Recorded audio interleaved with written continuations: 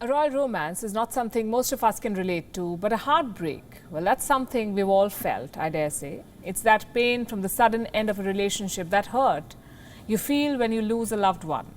It leaves you feeling like an emotional wreck. Suddenly, your life seems to be falling apart. Authors and poets have written about this feeling at great length. Movies have tried to capture it.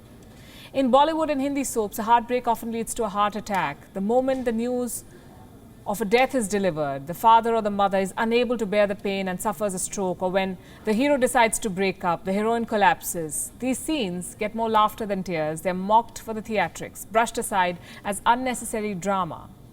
Turns out, a broken heart is not an exaggerated feeling after all. It is a real, legit heart condition. It's called the broken heart syndrome. It is characterized by shortness of breath and chest pain. A broken heart can be triggered by a breakup, a divorce, or the loss of a loved one, even a scary medical diagnosis. What's more, Bollywood, for a change, was right. Heartbreaks can mirror a heart attack. You feel a similar chest pain, you have trouble breathing, you may even faint. But unlike a heart attack, a breakup does not leave you with blocked arteries or permanent heart damage. At least most don't. The Cleveland Clinic says 2% of suspected heart attack cases, also have broken hearts. The figure, experts say, is an underestimation. The Cleveland Clinic says about 1% of people with broken hearts have died, meaning a heartbreak can lead to death. A breakup can lead to death. People can die from the pain of losing a loved one. It happens in real, not just in books and movies. A study recently concluded that women aged 50 to 74 are more likely to suffer from heartbreaks. This compared to younger women and men of all ages. So we decided to find out why. It's not like 60-year-old women are dating more than teenagers, or 70-year-olds are getting ghosted or blocked on WhatsApp more than people in their 20s. So why are they so vulnerable to heartbreaks? Well, here's what we found. When seen medically, a heartbreak is a bout of sudden physical or emotional stress. And this stress goes on to affect your heart's normal rhythm, even the pattern of your heartbeats. Your heart then temporarily enlarges.